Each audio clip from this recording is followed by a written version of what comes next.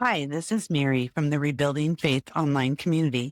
I joined the community because I have followed Jeremy when he was a teaching pastor, then continuing on when he was lead pastor in Portland. The best part of my experience in the community has been being able to ask questions that are asked of me that I don't have an answer for, and being able to get different perspectives. Welcome to another episode of Cabernet and Pray, where we sip the wine and we stir the faith. And today we've got a friend of mine who I'm reconnecting with, and we figure out when the last time we actually were in person. He helps me figure this out in the episode. This is Gavin Linderman on today's episode. He is a pastor, practitioner, and community builder, and all-around creative guy, as you're going to see in this episode. Gavin serves as the lead pastor of Axiom Church in Peoria, Arizona. He's an executive director of discernment and movement for the Surge Network, which is a collaborative movement of churches across the city.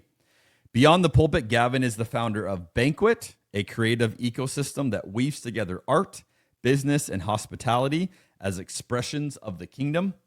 He has helped launch neighborhood spaces, restaurants, and initiatives that embody a faith rooted not in performance, but in presence. At the heart of all of his work is a simple conviction that Jesus is already here, moving quietly in the cracks and corners of our lives.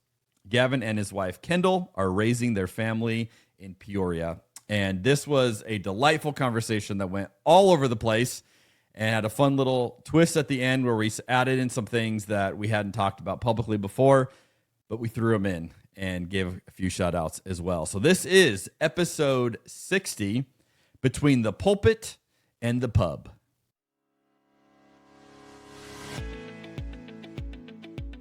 I've never shared this with anybody publicly. If this was Sports Center, that would be like such a hot take. Skip Bayless would have no idea. Stephen A. Smith would have no idea what to say if you drop that down.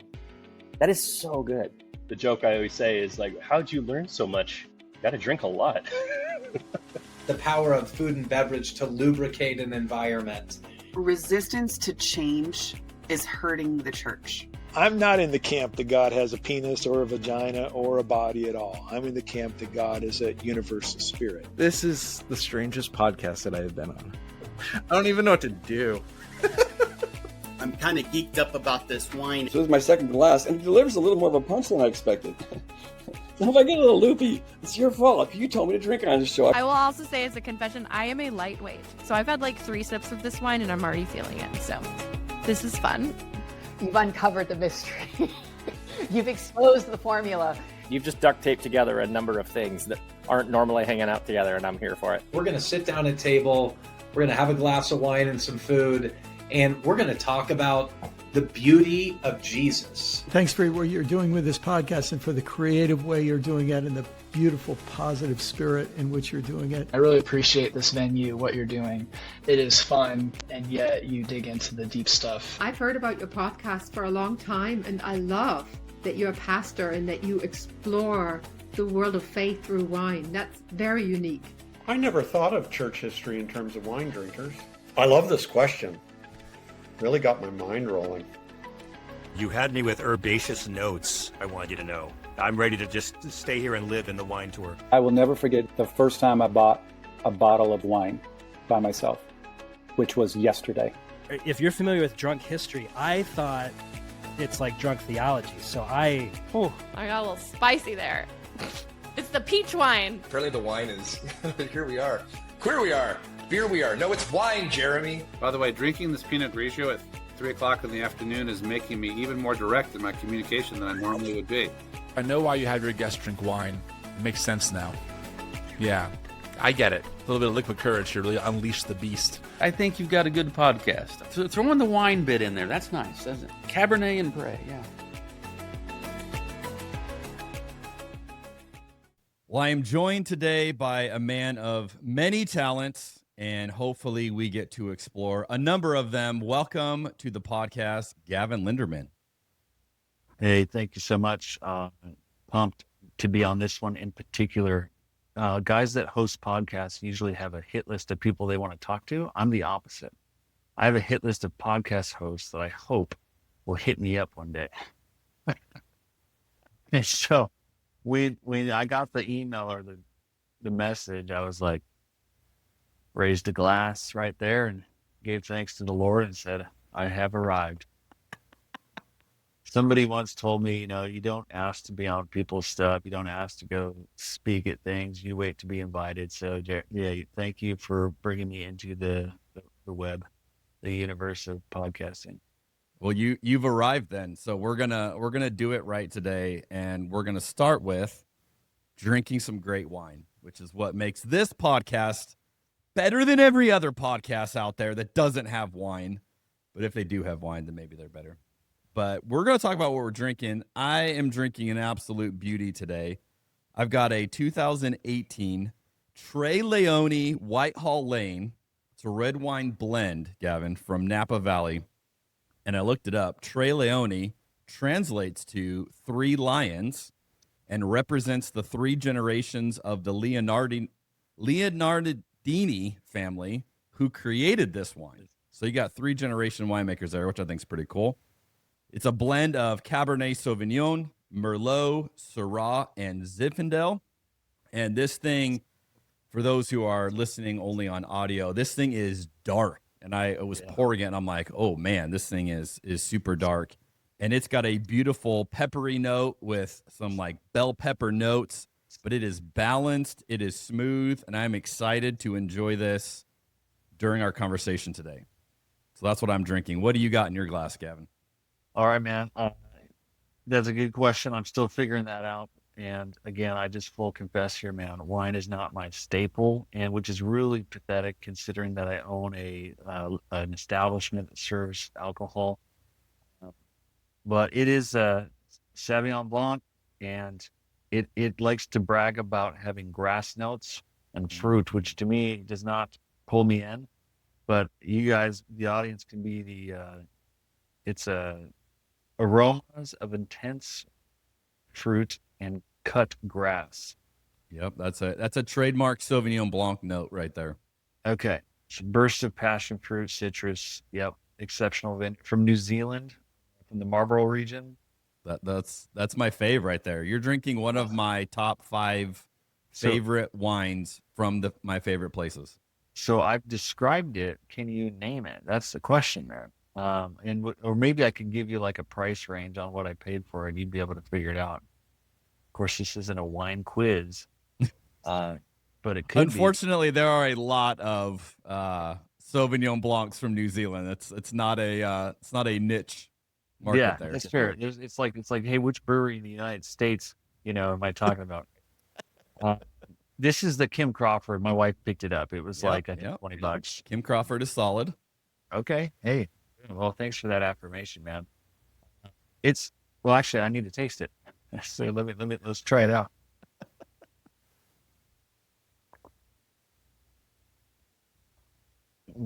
A little sweeter than I was anticipating. And again, I'm not a wine guy. It's been a long time since wine, but it has me. It's got me salivating. So that's actually the acidity. Is what you're sensing, because Sauvignon Blancs are really high acidity, which I like. I like that feeling of the salivating, like, wow, that racing acid, on the back of your palate. But yeah, that's what you're noting, and it's a dry wine, so the sweetness you're picking up is the citrus notes. Okay, so just hearing that makes me like it a little bit more. So I want you to know you're doing a good job. And then I was thinking, I think you're supposed to eat something with wine typically. I don't know the rules. So cheese and crackers are before me as well. So wow. You might be the first guest to bring a snack along too. Yeah. And it's I hope that's okay if you just hear me munching along as we go here. So like, this guy's got no manners. He's got a Big Mac and a Kim Crawford bottle of wine, Well, there you go, dear listeners. If you hear chewing sounds, that is Gavin. That's on Gavin's side of the microphone. Yeah, way to go. Well, Gavin, we have connected online for a while. I think we did meet in person years ago. I was trying to recall where, and I couldn't remember, but maybe you have a memory. I couldn't place it, but we live in the same state, so it's nice to have a fellow Arizonian on the pod with me today. I want to start off with a question. You've listened to the podcast. You probably know this question is coming.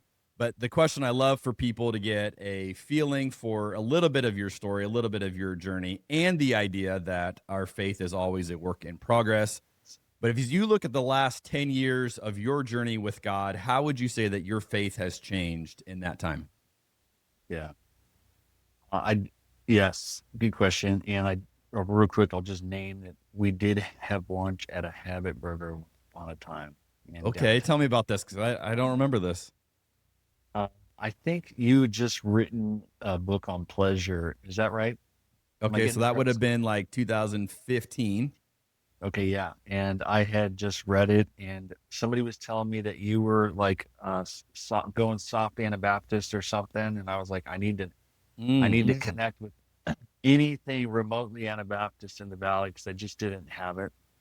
And all the folks I was connecting with at the time were kind of in the missional front, and they weren't Anabaptist. They were sadly Reformed, or not sadly, but you know what I mean. It was a tough leap. Little Freudian slip there. Yeah. Forget. And so I was pretty ready for a cool glass of water. And so connecting with you and just knowing that, hey, at least there's one other guy in town. I think you had a little bit more braveness to where you were at the time than probably I did. But I mean, I was planting a Mennonite church, but I was stoked to hang with you and, learn that you knew some of the same people I knew, but we have not hung out since, which I think you moved away for a little bit, or? I did. I went to Oregon. Okay. So I just wrote you off when you went to Oregon, man. I felt I ceased to exist in your mind. Yes. Yeah. It was I'm trying to offer, repair to that relationship now. It's 5 years. I've been back for 5 years. I feel like it was time for us to re-engage. Yeah. Well, I'm glad we are. And yeah, to answer the question on how has my faith, is it changed in the last 10 years? Mm-hmm. Yeah. In some regards, it's just, I would say, been refined. I think 10 years ago, I had a bunch of ideas, but they weren't embodied yet. And so I was a really hungry, zealous, young Anabaptist, classic guy ripping down the flag at the church I worked at. And as I stepped out on my own and did the hard, committed to being a learner, every year since, I've submitted myself into spaces that have just really shaped me. And so I would say today, I feel like I sit in a seat that is well-traveled and not just idealism. That sounds a bit arrogant, but that's the mark. I've been a practitioner for 10 years, and I've left the space of sort of debating, figuring out what is it that I believe. I moved from there to what is it that I want to do. And honestly, I've moved on from there to who is it that I'm becoming. And that sort of journey from what do I believe, what do I do, who am I becoming, has now led me to a new paradigm, which might be more important than all three of the ones that came before it. And that is just that, who am I with? It's just the relationship. And so today what I have is a deep sense of a relationship that's pretty tangible with God. It's embodied, and it's no longer just in my head. And so that's the best answer I think I can give you. So, and I don't owe that to my own efforts. I owe it to a cloud of witnesses that have just loved me well. So. Now, when you say 10 years ago, you made a shift from being a practitioner, was that, I don't know, I'm trying how to say this. Was that because you were getting into Anabaptist then, and that was really an entry point, or because that was a shift in the way you were experiencing Anabaptist theology? Yeah, it was a shift into being a practitioner. So I was tired of just preaching and talking about it. I wanted to practice it and start to put vehicles together that I could express this in. And so it's been more of just a shift in like my focus. It has been more on the apostolic than the prophetic, if that makes sense. I want to live it out. I want to embody it. And I don't want to just be deeply convicted by it and online shouting about it. Although I do some of that also. But that's only been even recently that I've been more vocal online, and came through the encouragement of some friends, some time with my spiritual director, some other internal shifts that were going on in me. And so yeah, I just, all at the end of the day, like if somebody showed up, I wanted them to go, this crew's living it out. They're not just talking about it. And it's kind of that straightforward. Obviously there's been shifts in what I believe in. There's been, internal movements that have taken place. I'm way less interested in picking who's in or who's out anymore. I don't think we have the luxury today to do that. If we're leaders in the church of any variety and we're sitting there worried about which way you lean or what you think about this issue, those have some value, but not at the cost of our witness and our capacity to break bread together. And that's where I bring it down to, is like, if we could sit down and have a meal, we're going to be okay. And that goes for other Christians and for non-believers. The challenge is, I hang with a lot of followers of Jesus that aren't willing to break bread with non-believers always. And so I think that's problematic. So I'm curious, you say you've been more vocal online lately. What does that look like for you? Yeah, a little bit of fear and trembling. And here's why. This is going to pull up my Mennonite convictions now. I am deeply suspicious of online tech, of putting myself in platforms where I don't know the audience. And so I will never do a podcast unless I have a relationship with the host. I won't go speak at a conference if I don't know the people that are either going to be there or that brought me out. Because I think there's something really inherently dangerous about sort of voices just out there and going, and we're being so influenced by it. And I picked that up as a pastor of a local church. But what I've learned over the last 5 years is that my very local church has 100 other pastors now. It's just that they're pastors that they've never met. And it's created a lot of havoc and danger. So what we've moved to is to say, hey, that's okay, but instead of listening to those voices alone, do it in community. So pick a voice, get a small group, listen to it together, and the next week somebody else in the group can share their person. And now you can test it against the community hermeneutic, which is a Mennonite principle. So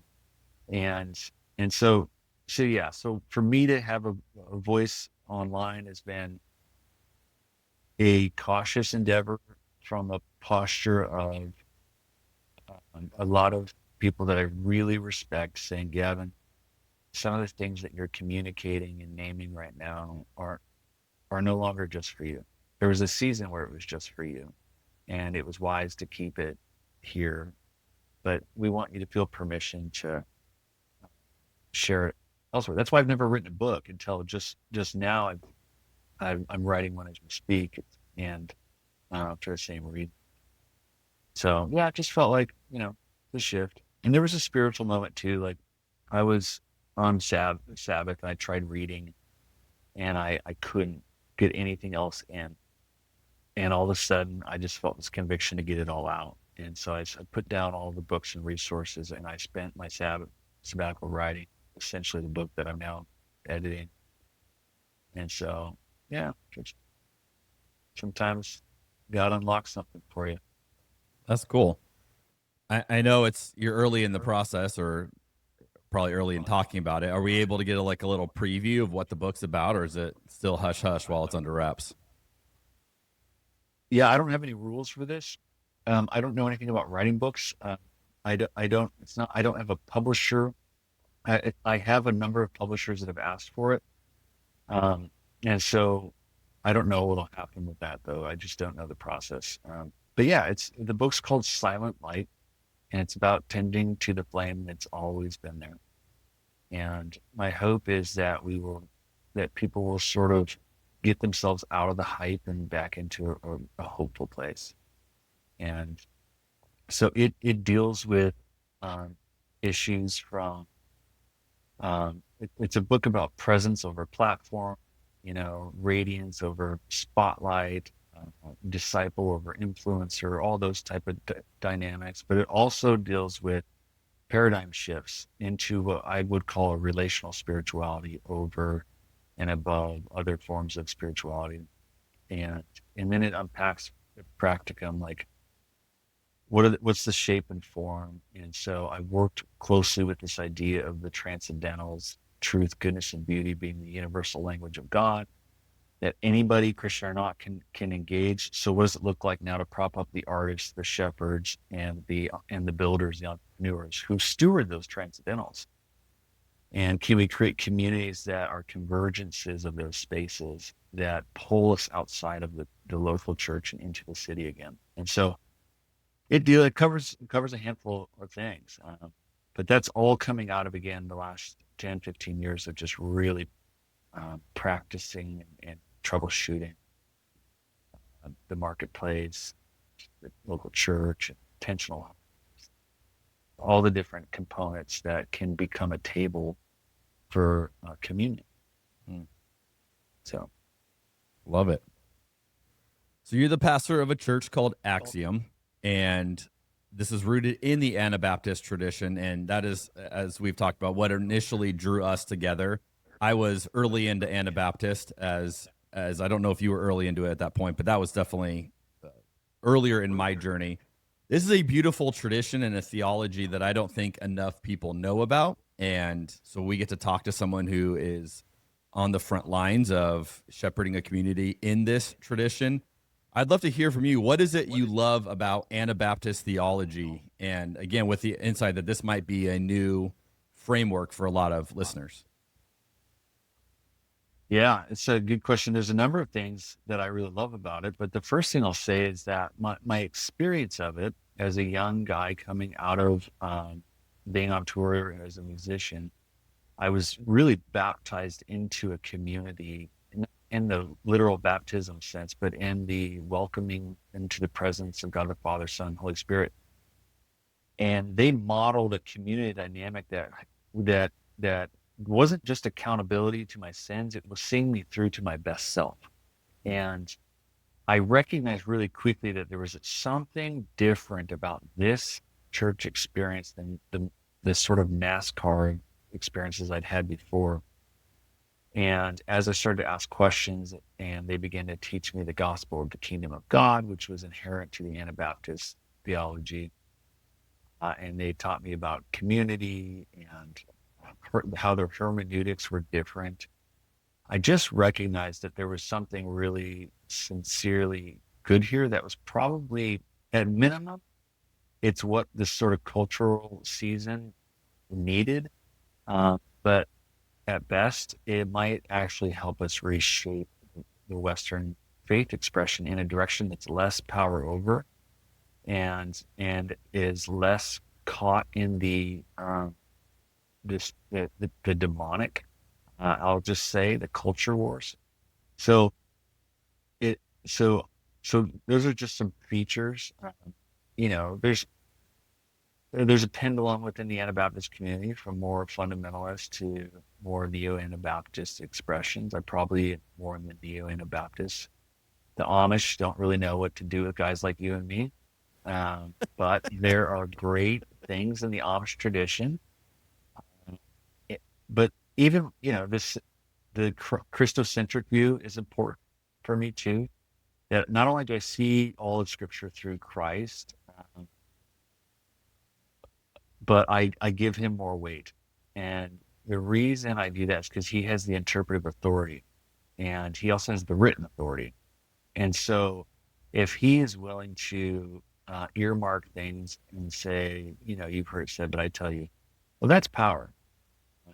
And that's a power that goes beyond witness of the Scripture on its own, which is a special revelation, to the embodied revelation of Jesus himself. And so that probably requires a lot more. And I know you've gone down that road before, but So that was really important for me, that Jesus actually was not just the common ground, but he was the foundation. And so that's the only way we can get deep and wide at the same time, is with something that should secure. It's actually a lot harder to mess with Jesus than with the scriptures, although I know people do. We like to edit all over the place, don't we? So that wasn't Now, like great explanation of Anabaptism, by the way. No, I give you no history. It's what stands out to you, which is, again, I think it's a lived experience. I'm curious because you don't have a particular expression in the name. So, your church is Axiom. It's not Axiom Mennonite or Axiom Friends or, the Quakers of Axiom, right? So you've kind of distanced it that, but obviously I'm imagining people figure out the Anabaptist part of it pretty early on. What have been the reactions to people, because I'm imagining some are looking for an Anabaptist and others probably don't know what that is, but found out about your church. How have you navigated that, or what is that like for the typical person when they discover this theology? Yeah, the vast majority of people that come to Axiom in the various ways that they get there and arrive are not Anabaptists, nor have they ever heard of it, but they are drawn to what's taking place there, which I think speaks to the name Axiom. And I'll just say that real quick. We called it that because the word means self-evident. And it was our weekly commission to our church to not let the buildings do it for us, not let the signage or the name. And so I want people to go live it out. And, but yeah, pretty quickly they recognize that, this community's hermeneutic and their way of being together, their emphasis of relationship, their commitment covenantally to one another, their posture on peace, and their obsession with the Sermon on the Mount. Like a Sermon on the Mount, if you go to like a Church 101, you're essentially, I'm going to hand you the Sermon on the Mount. And that's the whole thing. And then when we go to discipleship, it's like, okay, where do we go from there? Okay, into the Gospels. And then from the Gospels into the New Testament, from the New Testament into the whole of Scripture. And I want people to get into it all. But in traditional paradigms, you start in Genesis as a kid in Sunday school, and you work your way up. And we start with the sermon, like the teachings of Jesus, and we move out there. Otherwise, the rest of Scripture doesn't get informed by the words of Jesus. They get informed, in a more linear sense. So by starting our catechism with Christ's words, and then moving out. Now, as we get into the Old Testament, where we read it, we have the new covenant in mind. And so yeah, they find out we're Anabaptist pretty quick. We use that language on Sundays, Anabaptism. They know that we're Mennonite Brethren, which Mennonite Brethren is unique. It's like kind of, people joke, MB means mostly Baptist. If you were to go to a lot of Mennonite Brethren churches, you'd feel like you're just in another evangelical church, and that's great.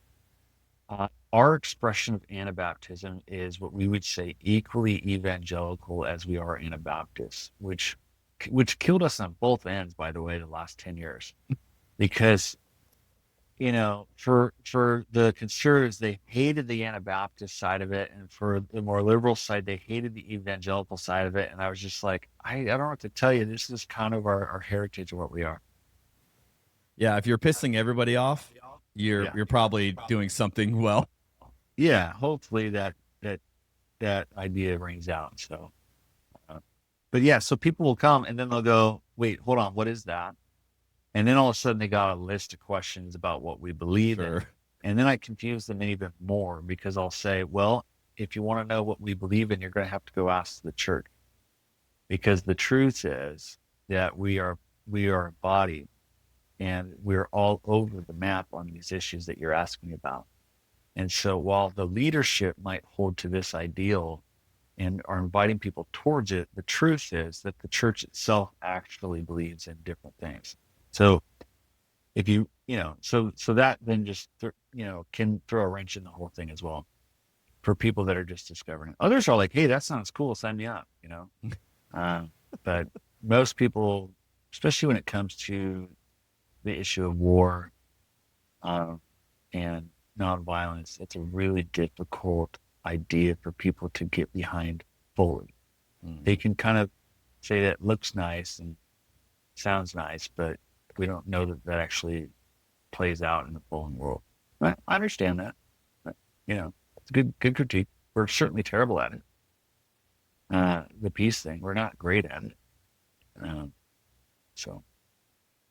Yeah, for those listening, if you don't know, the commitment to nonviolence is a pretty big pillar of Anabaptist theology and tradition. So that is one that if you're coming to it and you don't understand that piece, it's like, oh, this is unique. This is different. Yeah. And it's not very evangelical these days, Gavin. No, I know it's not. And I don't want to hold it dogmatically, and so it's like, how do you hold this posture with integrity and well without, using doctrine to force it upon other people? And so we do have people in our church that wouldn't consider themselves all the way there. And so I try to talk more about peacemaking and pacifism, simply because, not because I'm trying to dodge that, but I'm concerned that pacifism is just too political of a term. And Jesus himself speaks in language like peacemaking. And so if we can train everybody to be a peacemaker, whether they agree with nonviolence or not at the end of the day, I feel like we're moving in the right direction. That's good. On your church page, you have a couple sentences that I thought were good. You say, we recognize that the church often struggled to love people that weren't like them, but we desire to change that narrative by practicing rhythms of formation, mission, and celebration.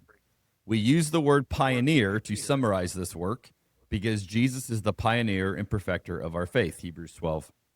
How do you see this invitation for Christians to be pioneers in culture without just diving into the culture wars like has become so common for that's what it looks like? Yeah. So I think I'm hearing two different questions in your question. So let me ask, are you because I've heard people make the assertion the pioneer language is very imperialistic and colonialistic, right? And so it automatically triggers some people, that language, and it puts us right front and center with the culture wars. Is that what you mean? Is that what you're referring to? Or do you mean just in general? No, how do you challenge people to go out in the pioneer in the sense of the term we're using it? Yes, and because I think I think depending on where you start, you read that word pioneer very differently. So if I'm mainstream evangelical, not Anabaptist, and I read that, I think we're going to go battle the culture. We're going to win these culture wars. We're going to go be pioneers, take new ground. Because I know that's not what you mean by it, right? Yeah. I'm wondering, what do you actually envision, and how do you help people understand this image differently than they might understand it if just left to their own to read it? Yep. So the reason why it says formation, mission, and then celebration is pioneer effort starts inside of ourselves. And what most followers of Jesus get to, and this is why your opening question is so good, what's happened in the last 10 years? Because most people on their journey don't have reflective muscles. They're just in the space they're in, and they're blazing forward. And what we're doing is we're saying, as a follower of Jesus, that's a part of this community, we have to develop self-awareness, reflective capacity, and meet the Spirit where the Spirit is at in us, which usually means focusing on areas of resistance and places that you don't want to go. And it's going to require a pioneer spirit to go into uncharted territory. And so we use spiritual directors to accompany new to faith or mature in faith if they're ready to sort of explore the interior and allow Jesus to get, he already has access to it, but he's patiently waiting for us to meet him there. And then the work begins. And so we start there. If we can claim some ground, if you will, in the interior life, then we begin to have liberties in our places of loving neighbor. I can't love neighbor well if I haven't first experienced the love of God, and I would honestly maybe even say your ability to love yourself. And most of the people out there loving their neighbor don't love themselves, and I think that carries a lot of problems. So we want the outward focus to follow the inward work, and then celebration, that third tier, is really less about pioneering at that juncture and more about the peace that we have in the world with our enemies, with non-believers, with other Christians alike, that there's freedom at the banquet table now, right? Where Jesus says, hey, go out into the streets, invite everybody. Nobody's got a problem with that. Now, they did in the parable, but that was his thing he was challenging us with. And so true transformation ultimately leads to the freedom to celebrate and to enjoy heaven. And so that's, I don't know if I'm answering it well, but that's kind of, that's the short version of the class. Like it. And pioneering too carries the note, we have always been creatives, and as a discipline and a rule of life, and we think there's something about not copying but creating that puts us in proximity, not just with Jesus but with others, and that's important spiritual work. And so it's not like we're just trying to not do what mom and dad's church did. We've got better church history than that. But I want to carry a virtue or value of creativity in all the work that we're doing, because I think that's what's one of the best tools God gives us to unlock the doors, if you will, or to change our paradigms, or to continue to renew our mind, is through creative expression. So that's a great segue here, because so much of the other stuff that you do just reeks of creativity. And it's funny to like from afar to study, what you're doing, because in one sense, the Anabaptist is very much tied to a history and to, a tradition, and not necessarily the most creative, right? Is not a word that typically goes with Anabaptist. But then you're merging that with all these other creative pursuits of how you live these ideas out, which I think is what's really intriguing. One of the things you created is something called Banquet, where the marketplace and kingdom share a meal. Which, come on now, we're talking Cabernet and Pray here. Yeah, and then you have this line. Ladies and gentlemen, I found this line on the website that I poured out a glass for you and cheersed you all by myself. You say this: our mission field lives in the space between the pulpit and the pub. That is, come on now, that's some good stuff. Let's talk about that. What is this mission field that you're talking about right there? Yeah, dude. Well, you already know it, man, and you're the forerunner, dude, and guys like you. It's not good news if it's not happening in the bar, and if it doesn't reach there, if we can't have a beer or a glass of wine with the best of the world, we've lost. We've completely lost, because what we've said is that we will only go as far as we're comfortable. And for people that are actually empowered with the ministry of the Spirit, that's not good enough. And so for me, I've just said, hey, this is just a mantra that we live by. The domain that Jesus invites to is in both spectrums. And again, I want that to not just be ideological; it needs to be practiced. And so when we came to that, our shared conviction was we were going to build a bar, and that's what we did. We opened up a bar in Glendale, and every night people are there hosting each other, drinking, hanging out, and we treat it like a monastery. The hope and prayer is that we have somebody there at all times that is just obsessed with Jesus and enjoys to live life with the best of them. And so, yeah, we just want to live it out. And I write about this in the book. And what we found is that what happens at the bars, we've flipped the script. We have more people coming now to our church through the bar and through the coffee shop and through the chicken restaurant, through the different projects we have than other sources, because we've set the table. And that's why the word's banquet. It's like, hey, a living room for every neighborhood. That's what we're talking about. Whether it's a pub or a winery or a venue, or it could be a library program, but it could be a library. But it's just about setting tables and empowering mission. And just like, I feel like this is kind of what you've done with the community and wine events. I mean, honestly, more directly, more boldly, because you have explicitly gone and said, hey, we're going to have a talk about the intersection of faith and whatever. I can't remember what your next one's on. You have one coming up, right? Yeah. And we're rethinking the Bible. And what I've started doing with those events is basically the things that, like, what are the conversations you want to have that you wish every church would have, and they don't often happen? And, it's kind of experimenting with how far can you push that, how far can you have these kind of conversations? Because as you've seen, there's a completely different reaction you get when someone walks into a physical church building, regardless of what the words we use, right? Something clicks in their mind. I'm in a sacred space, there's certain expectations of me, things that I'm supposed to do, supposed to say, supposed to not say. You don't have those things in a bar. So when people walk into a bar, their guard is lower. And if you get a good beverage in them, they're relaxed, they're more open, and you have a different kind of conversation.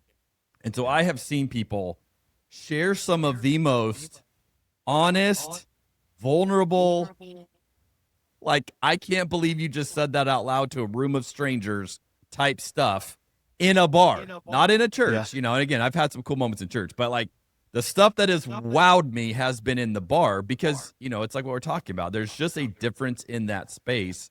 Yeah. And so, I'm at a point now where I'm like, how far can you push this model? How much can you talk about Jesus, and how transformative can that experience be when you unabashedly, like, this isn't a church. We're not creating a church. We're having a conversation that's meaningful about things that a church would also talk about, but we're going to do it in a bar. Yeah. And dude, I have just been blown away by the reactions we get.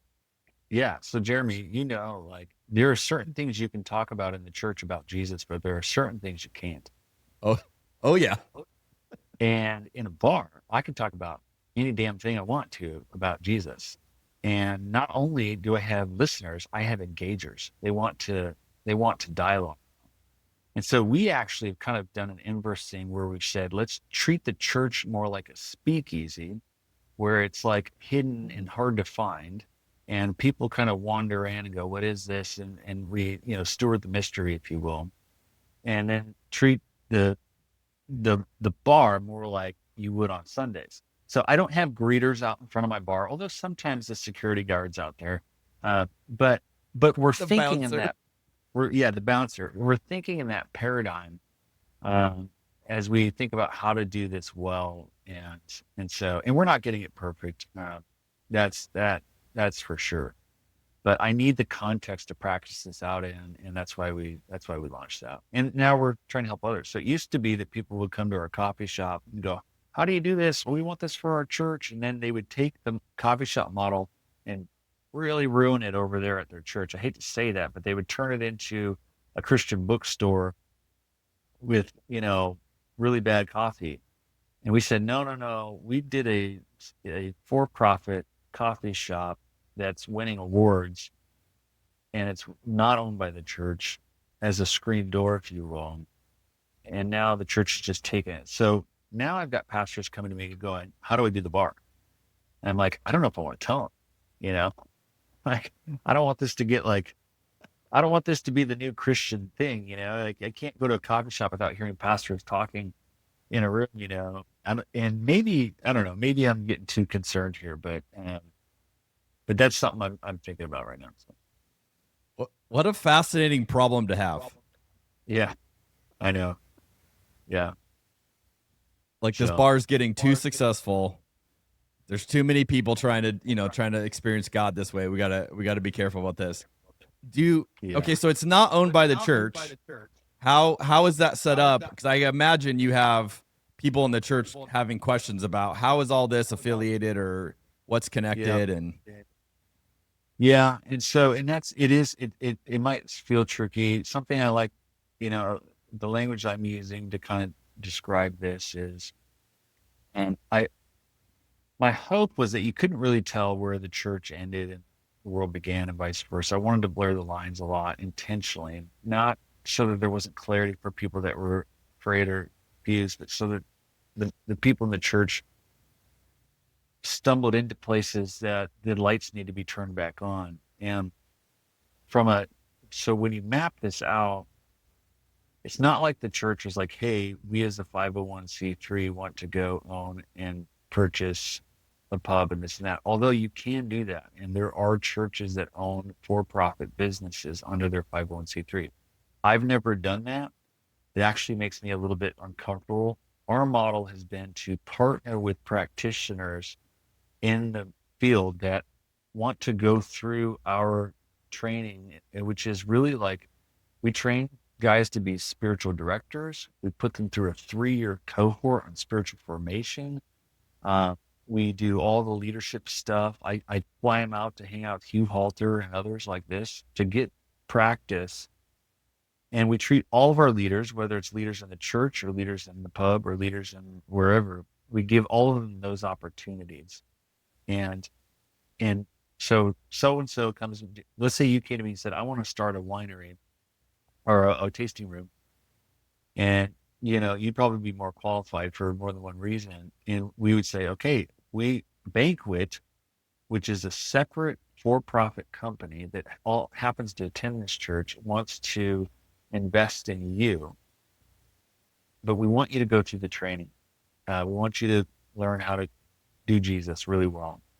And if it's a good fit for you, we cheer you on starting your own thing, and you become part of the Banquet family, if you will, part of the Banquet ecosystem. And so we'll just probably too nitty gritty here, but it depends on the deal. But we might do hey, we'll pay for it all, and you just go do wine, bro, but do it really well and give Jesus credit and be a part of our be a part of our larger family. And the church that gathers on Sunday is not what I'm talking about. That's part of it. I'm talking about the whole. And after we're paid back from whatever we funded you for, it's yours, or maybe we keep 10% as the business, the for-profit, or maybe we keep 20% and we stay involved. So that's more of the business side of it. But Banquet, for clarity, is a for-profit incubator for kingdom ecosystems. So we're saying that we believe the church can get outside of the 501c3 market and embody itself in any domain and be the church. So I'll take an executive at a business and say, hey, what happens if I know this is a business and there is transaction there, but there's also relationship. I want you to focus on ministering to the relationship side of this as much. So be a shepherd as much as you are a CEO, because the storm's coming and we need shelters in the storm. Because the current church is it's like a cruise ship and everybody keeps getting on it. And I'm saying, no, we need lifeboats. We need smaller vessels. And so what are the tables? What are the vessels that already exist in the world? And can we put shepherds, artists, and entrepreneurs in those spaces and turn the lights back on? It's blurry, I know.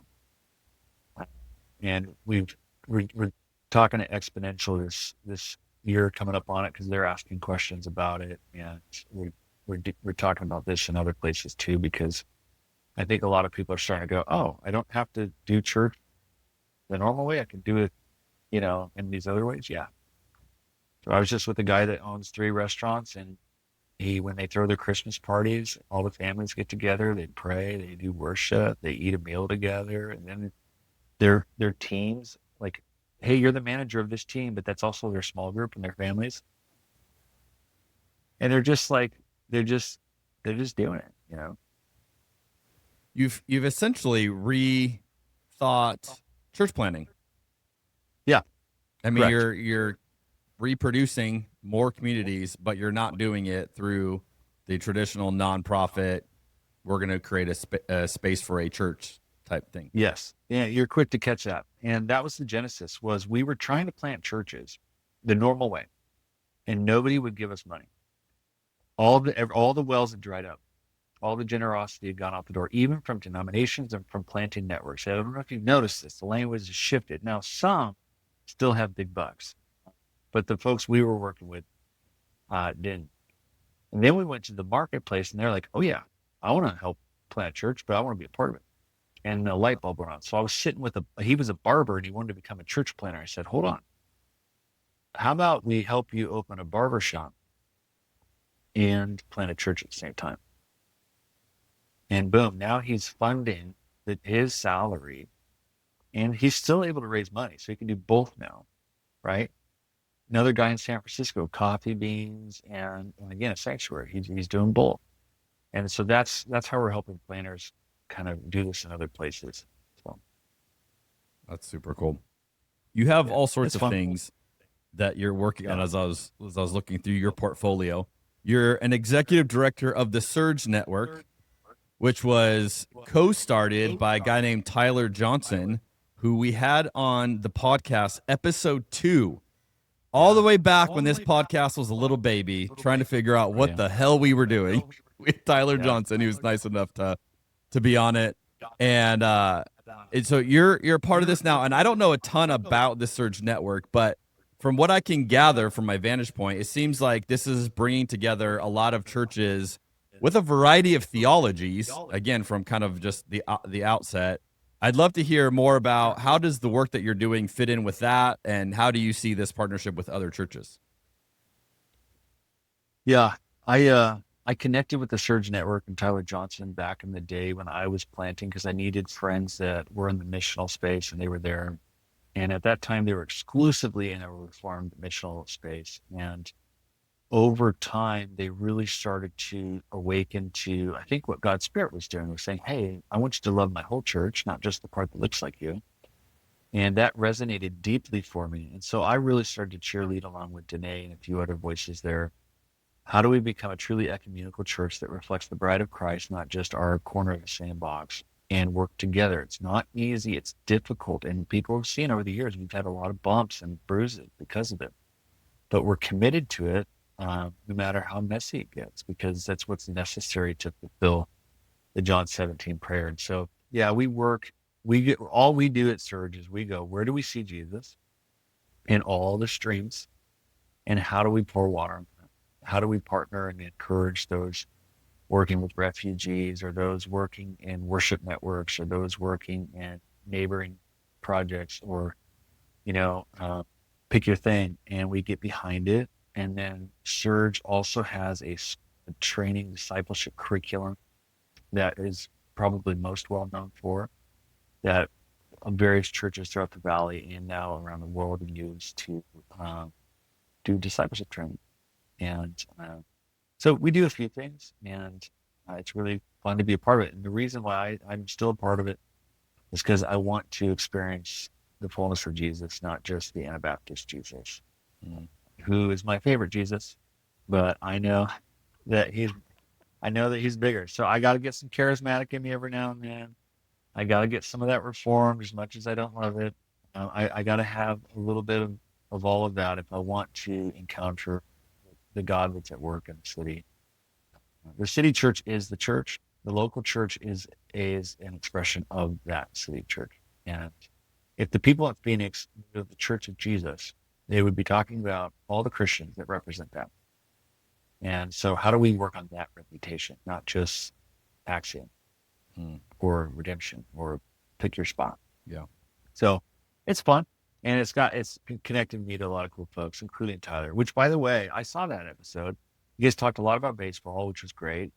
And I had just hung out with him the day before you were with him. And we were talking about this kingdom ecosystem banquet stuff then, because he was starting to think about some of this stuff as well. So he actually helped us even kind of process, is our language making sense? Is this helpful? And he's been such a gift to working with us on that. So he's such a cool guy. He's very brilliant. Very brilliant. Yeah. So, Gavin, you're on the front lines of ministry in so many creative ways, and I think a lot of people are going to resonate with just your heart and your posture to all of this. You're also, as a good Anabaptist, you are working against the Christian nationalism that is taking root all around us, gaining traction in our culture. In light of that, one of the things that I think we should spend more time on than we do, what are you seeing that gives you hope? Because I get asked this often by people, like, this feels heavy, I'm despairing. But as someone who is doing so much kingdom work in these creative ways, what are you seeing? What are some glimpses of hope that listeners can cling to? Yeah, I like that part of the question. Here's something that's given me a lot of hope is actually I've been hearing recently a lot of warnings and people coming out against third waysism in Christian circles, which you would think would cause me, be the opposite of hope. But actually I'm going, it's interesting that these voices that are starting to get really loud are starting to attack anything third way or, Anabaptist, because they're recognizing that there's something here that people are beginning to gravitate towards. And in the early stages of third wayism, it can be unhealthy and it can err towards privileged things, and it can, all of that can be there. But at its healthiest expressions, Anabaptism will, again, it's going to orbit around, it's going to care about what we orbit around, which is Jesus. It doesn't care how close you are. Like you could be Mars and Earth, or you could be Pluto out here. As long as you're orbiting around Jesus, that's what we're trying to get at. And proximity is less important now. We hope that the gravitational pull will come in. But so I've seen that as a sign of hope, that people are starting to kind of like take their swings at some of the emerging third ways and language, not left, not right, Jesus, that kind of stuff. Which again, as slogans alone aren't enough. We need more than that. We have to actually help people understand what it means to walk in that. So I'm hopeful about that. I also think people are just getting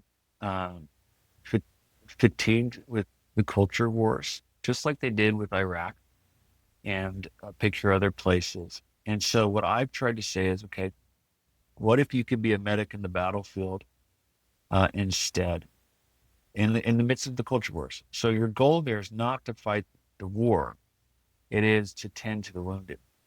And can you see yourself doing that? And what would be the spaces that you would begin to work it out? And people are really resonating with that imagery and ideas and thinking about it for themselves. So, hey, we can't even have a dinner with mom and dad without things blowing up. Okay. So your job there is not to correct or get them to agree, although it's frustrating to hear them talk the way they do about people in those positions. What does it look like to tend to the wound? And so that's bringing me some hope. Outside of that, I would say things are still, if I'm just honest, things are still feel a little dim for me on that front. And I say that as a pastor who battle after battle, see people dip out or leave or get frustrated. Or here's what the first sign that happens. It's not that they disassociate, they distance themselves. And they do it by unfollowing, or they do it by not answering your phone. If you catch them, they'll still be kind, right? And what we're doing in that space is we're actually pouring water on a spirit. We're pouring water on something really unhealthy. And I think that's what evil wants most, is to pull people into its gravity. And I've talked a little bit about this before. And we have to be really cautious.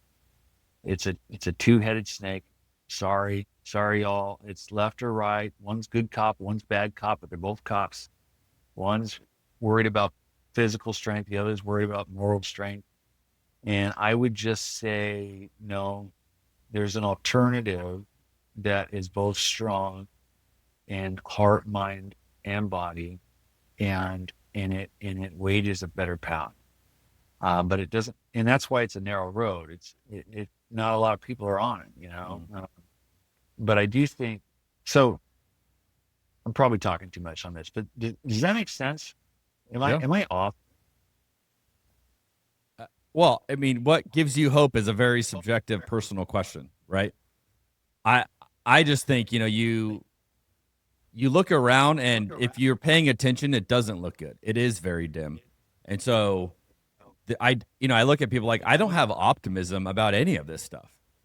But as a follower of Jesus, I live in hope. And, I use that phrase a lot. Like, we live in hope, because it's like almost as a reminder to me, as a reminder to you, like, we choose hope, not because the situation looks great, not because I believe I have the skill to do something brilliant, because I believe in the redemption of Jesus. Like, I believe that Jesus can do things that, that I would hope in the deepest part of me could happen. I still believe Jesus could do that. That's why we live in hope. But how we see that, I think, is very subjective and depends on where we're looking and what we're noticing.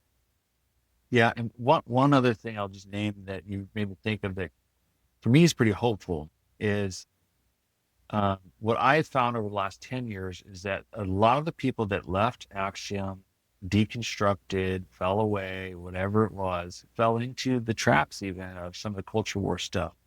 What ended up happening was not an exodus, it was a sending. That God actually put them out in places that they were being held back from because of their relationship with the church. And it took time. But what I'm recognizing as they reemerge is that they still love Jesus, but now they've got some friends with them that didn't know Jesus before. That makes me really hopeful, because these aren't trained missionaries, but God sent them anyways.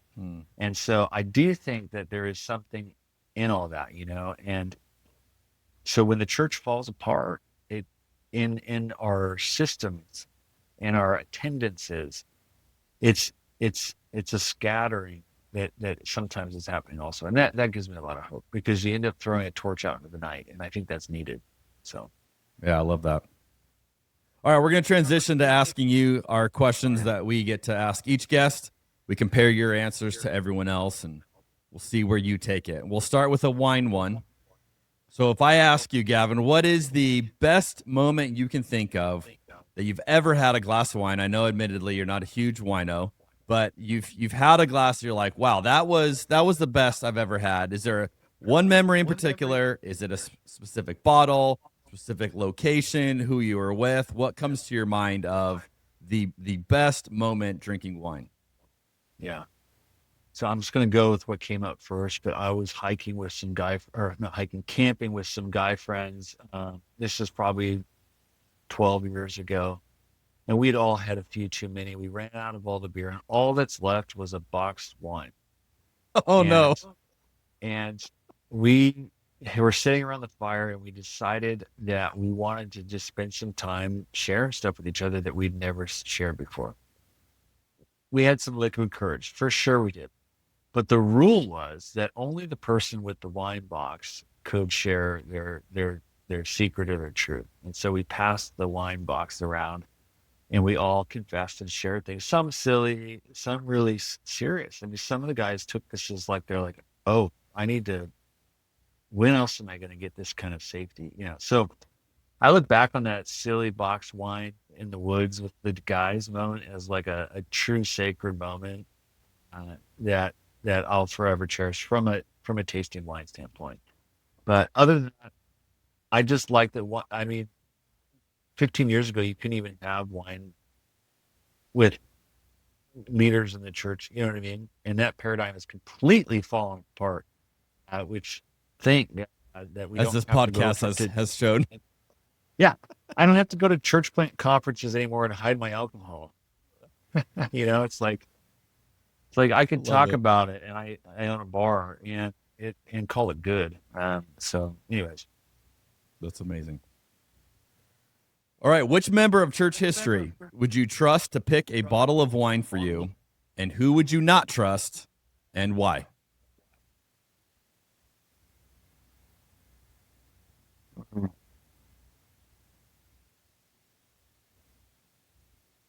Wow, that's a very interesting question. And as soon as I answer it, I'm going to think of a better response. But I'm going to attempt here anyways.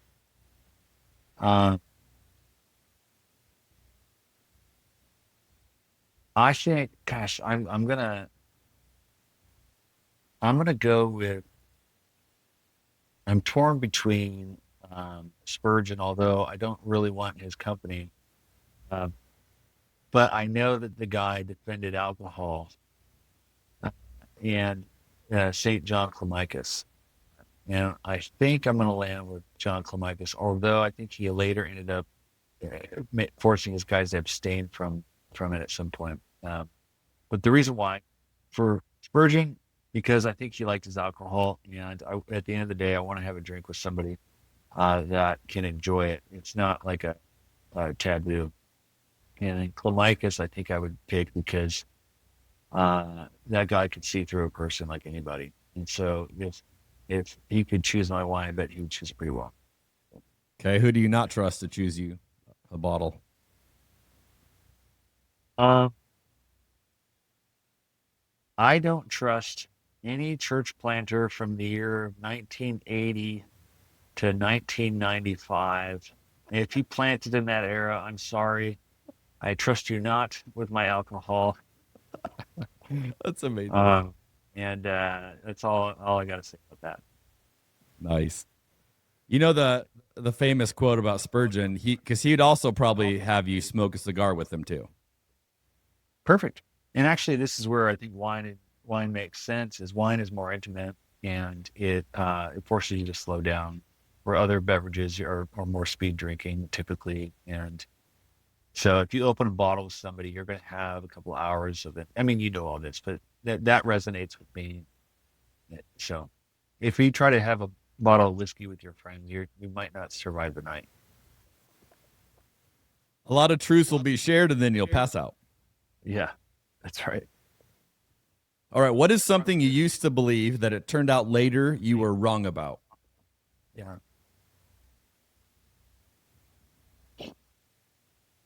Oh man, everything.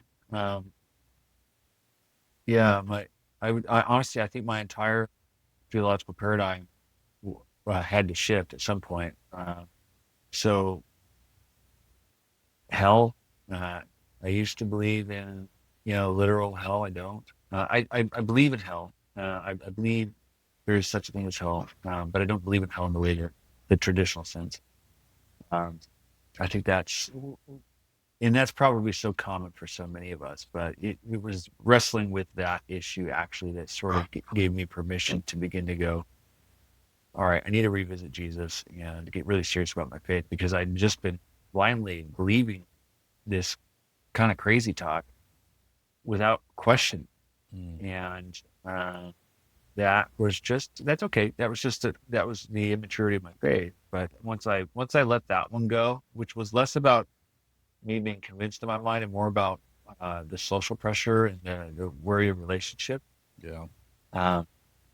Man, has Jesus and the Gospels and theology been a lot of fun. But yeah, I used to hold a more traditional view. I remember preaching on the option of annihilationism and then the more, C.S. Lewis version and some of the other ideas a few years back. And I thought people were going to leave freaked out, but most people were like, oh, I'm so glad that you just kind of gave us permission to land where we land and did not be sure about it. Like, how do we have such declarations on this that are largely inappropriate? And I would just say, I actually think the enemy was probably behind that kind of certitude in regards to hell itself. Yeah, I've talked about before on the podcast, but I think annihilationism is the gateway drug to get to the real deal. That or Dallas Willard. For me, it was David Bentley Hart kicked me over the edge. Oh, well, that's a bigger drug, dude. That's a bigger. That's funny. I do like he is the hard stuff though. For sure. Yeah, I mean, yeah, it's that's so funny. Yeah, annihilationism. Yeah, absolutely was like wait a second. I need to think about this for a minute. But yeah, in general, hell is actually something we all know and have experienced in some regard. And it doesn't take, who hasn't wept or gnashed their teeth? Who hasn't felt like they couldn't get out of a pit? And so, in a way, I think we've all been there already. And so. Feels a lot like reading the news right now. Yeah, it really is. On that note, what do you see as the main issues facing Christianity in America today?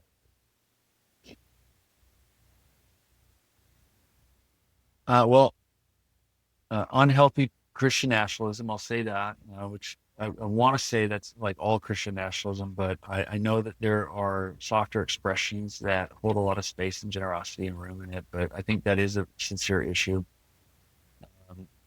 And we've talked about that. I think gospel centralism is also an issue. And what I mean by that is we need to be centered on Jesus, and that's different than being centered on the gospel. And I'm not trying to put, those are not against each other. So don't hear that. But when the gospel-centered ideas tend to lean towards a Christianity that's void of engaging the world, because it's mostly interested in conversion and those kind of things, even if it has good justice theology or whatever. And versus a Jesus-centered theology will give you a gospel that embodies what Paul says, it embodies the kingdom and its fullness. And so I think that's a subtle issue, but it's a real one that church pastors and leaders sort of unknowingly are prepping up, if you will. And then I think another one is we've lost that. I think pastors are largely off, and I don't just mean theologically. I mean we have lost our way as pastors. We've modeled ourselves after theologians and not Jesus. We preach a good Bible, but we cannot embody Christ. And we speak, but we don't listen. We platform, but we can't be present with our church without crawling out of our skin. There's so many pastors that are completely out of line, and their commitment to shepherding and to being Jesus-centered. I don't want you to just preach Jesus. I want you to sound like him. So when you're preaching, maybe you could yell less, and I want you to carry this easy yoke. And so the posture and presence of pastors is way off guard. Some of the words are good still, but that's just it. The church has been really good at, in the transcendental language, stewarding the truth, but not very good at beauty or goodness. And we need to embody all of that. And so those are a couple of the issues I think facing us. I know there are more. But I actually am really curious. I hope you share one or two that you think is an issue. I'd love to know what's on your mind. Oh, man. I think the Christian nationalism one is probably the most significant, where I think I just recently wrote a blog post about I saw this whole illustration of people putting sawdust into Rice Krispie treats, and they are putting it in different percentages to see at what point did people notice. And I read this. Yeah, I thought it was so. Yeah, I thought it was so fascinating. Of like at 15% sawdust, people knew the Rice Krispie treat texture was off, but the flavor tasted the same to them, and they couldn't tell you it was sawdust. At 33%, they knew something was wrong, but they couldn't tell you it was sawdust.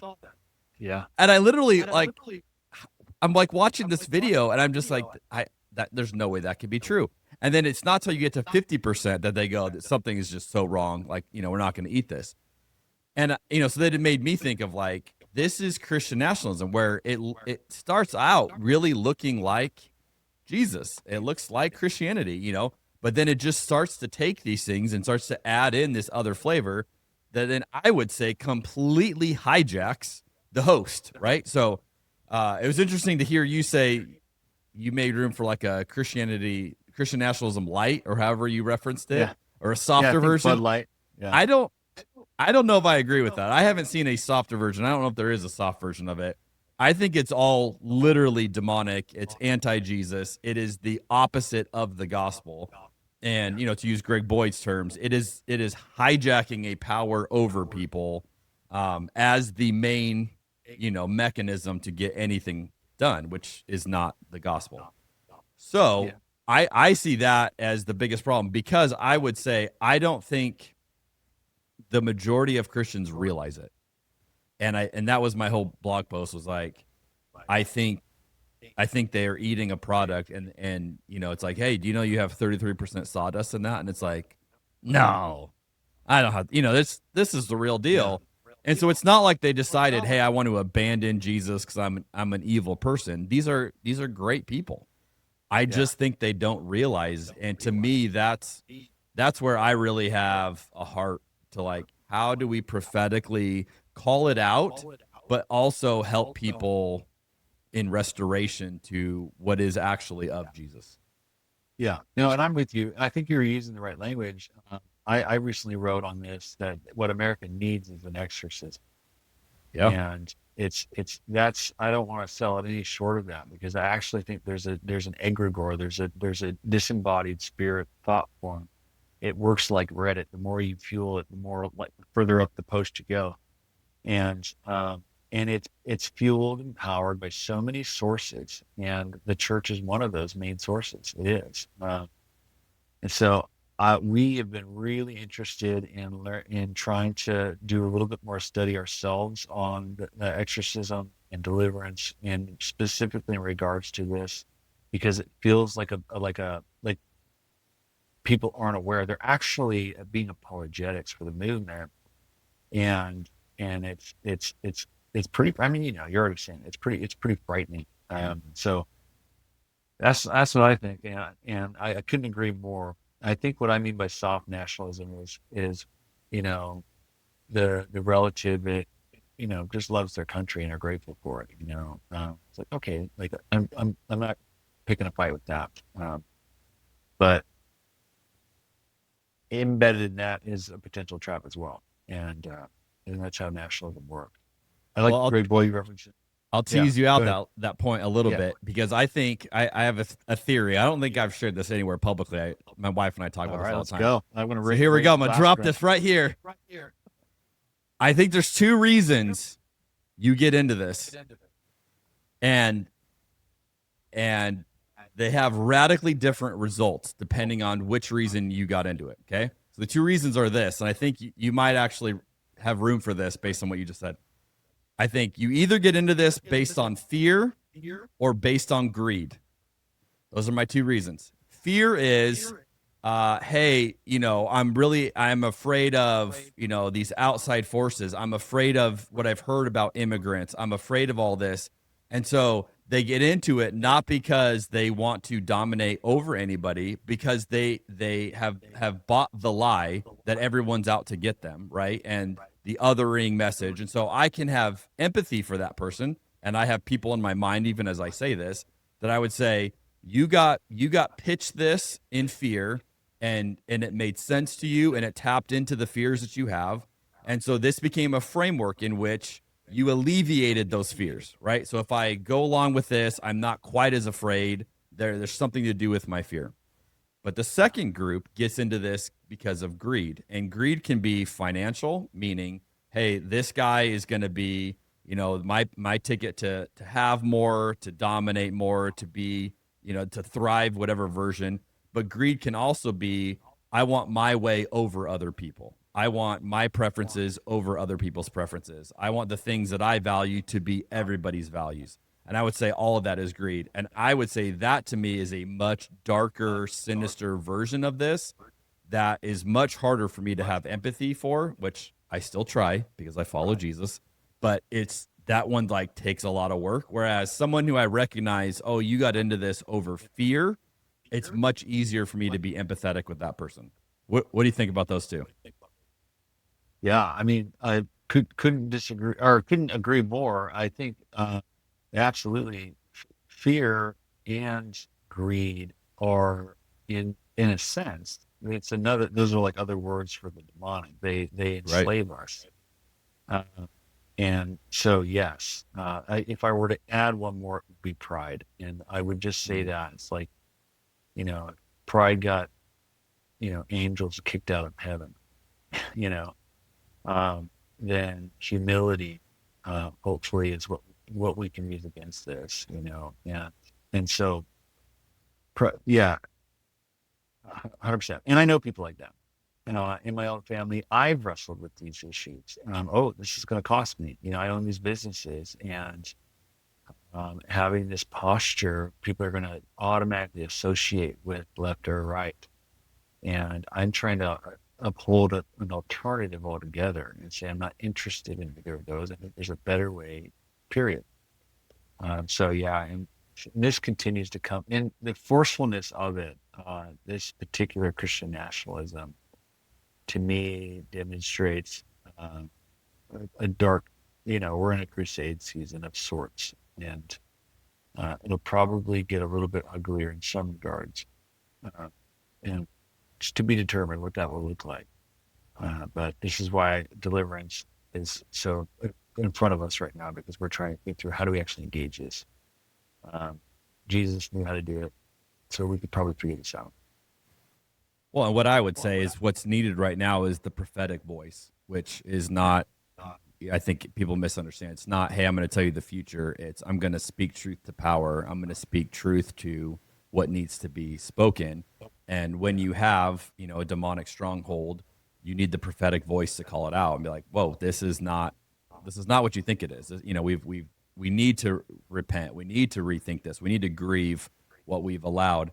And the problem with that, as you know, is if you take the prophetic posture, it always comes at a price. It will cost you.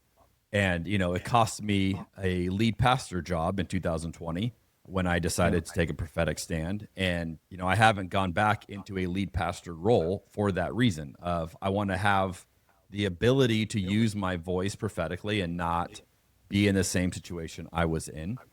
And I've even noticed, like, my wife, who's not in ministry, she's in real estate, but as I have said some things and then she has said some things publicly, we've noticed she's lost clients over that.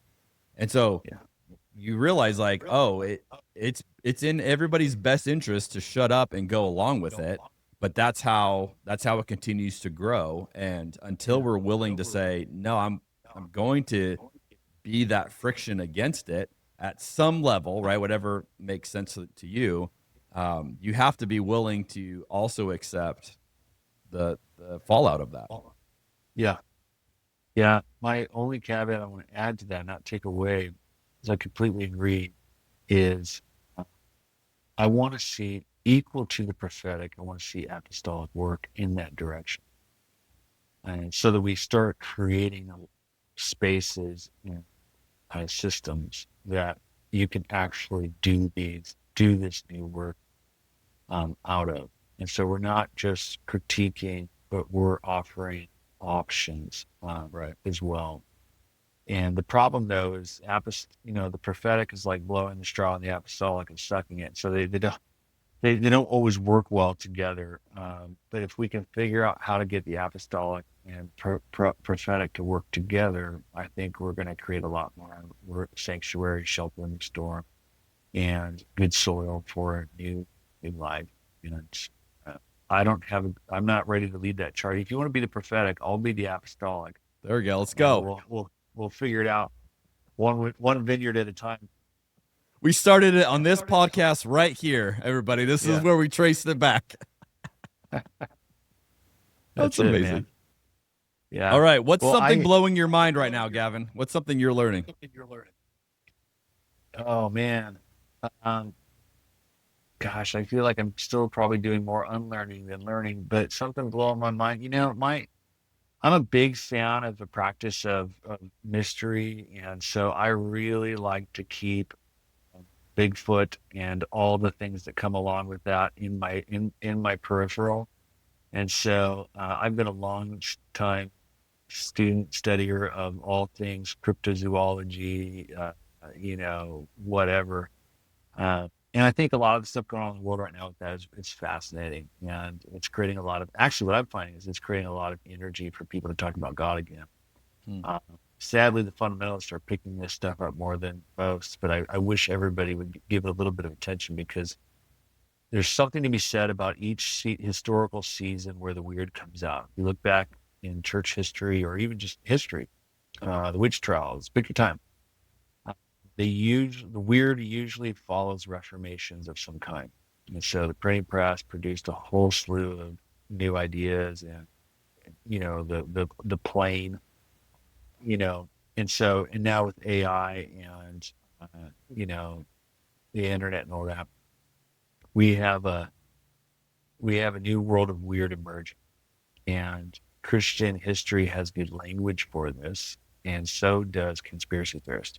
And I don't want those two to get confused. So this is an area of interest for me right now that I'm studying and paying attention to. Dude, that's a hell of a phrase. Weird follows reformations. Yeah. I'll have to think about that for a little bit.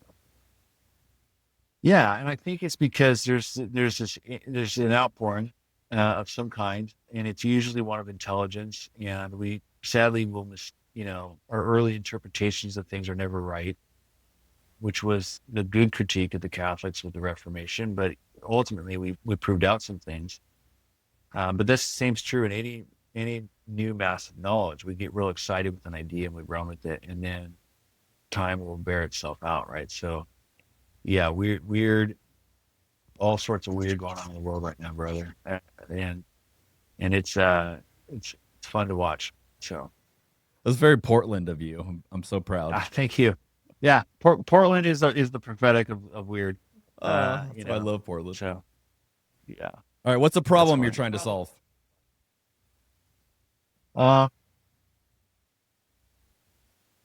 Yep, I would say there's a few. I think we have to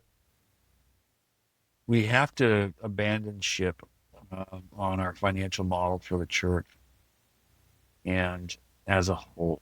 This is a hot take for you. Yeah. So yes, it's still working for mega churches. That means it's not working for the church, because mega churches aren't working.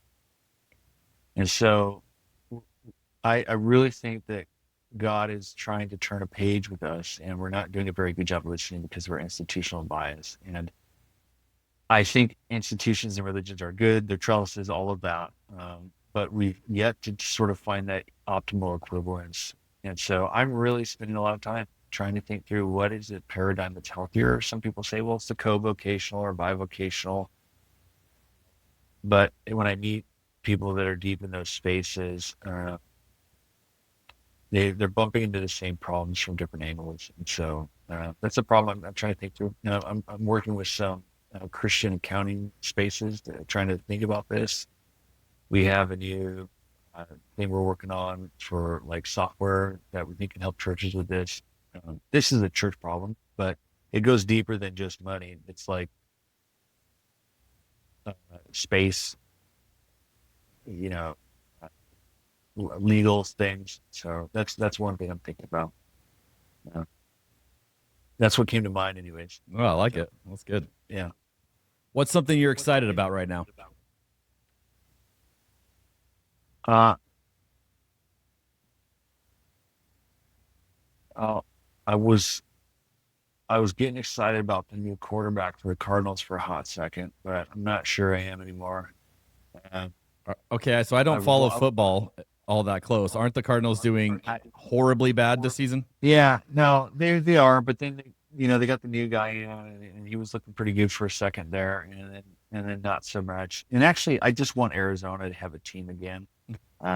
So I'm really telling you what I want to be excited about, but maybe I'm not. These are hopes for excitement at some point. Yeah, I've got hopes for excitement. I don't currently have it. Not in that world.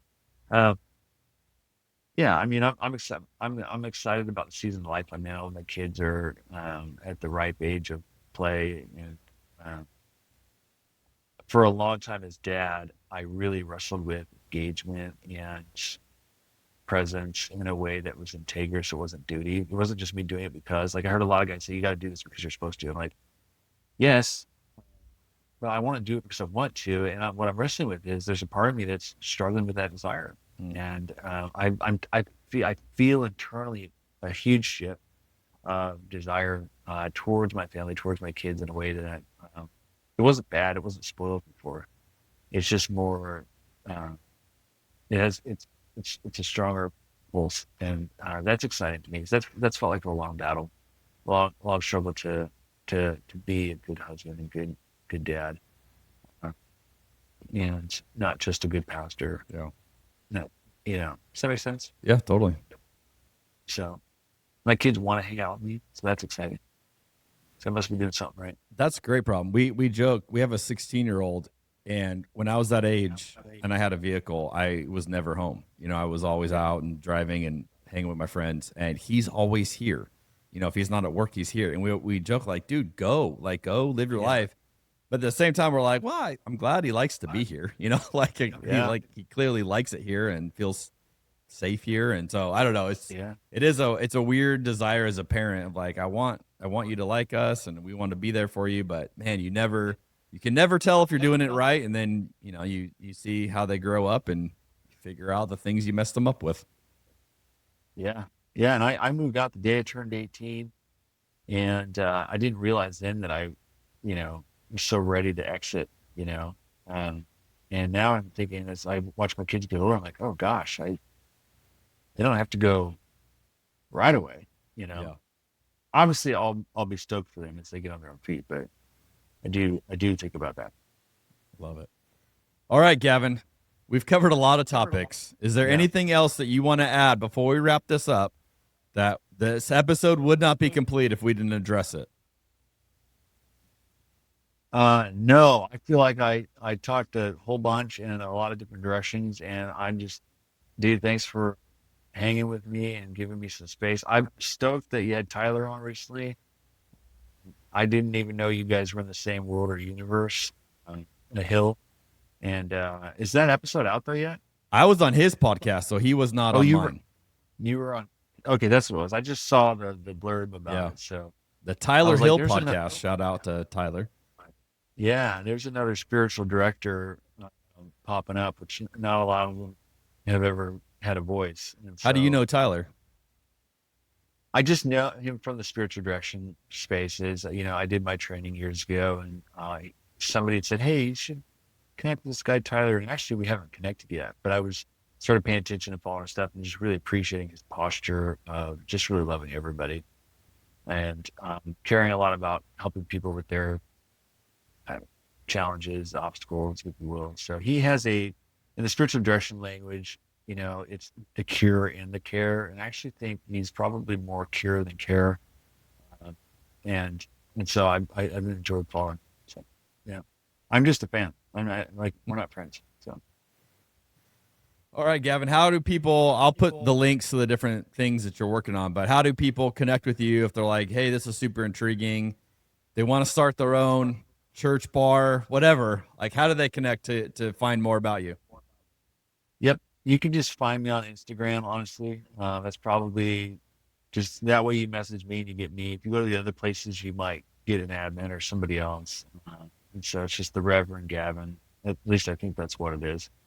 I'll put your Instagram link in. You can message me directly there. Otherwise, Project Banquet's website, certainly there's a link there. But yeah, connection would be the goal, guys. As I said at the beginning, everything I do, I want to do in relationship. And so I prefer that we got connected and, so that'd be awesome. Well, Gavin, it has been a delight to catch up with you and to see how our journeys continue to connect and to overlap. And I love the creativity. I love the way you are embodying the gospel, the way you're doing it in community. You're making Anabaptists look cool again. So on behalf of all of us, thank you for all your work. We need more Anabaptist churches in the Valley. So when you're ready to launch yours, I'm your first financial donor, and I'll fundraise. And heck, you don't even have to start Sunday gathering. You can just, do it in the living room, but we need it. Love it. Dude, thank you so much for being on the episode with us. Yeah, man. Thanks. All right, everybody. Hope you enjoyed this very creative conversation that went all over the map. And we will see you on the next episode of Cabernet and Pray.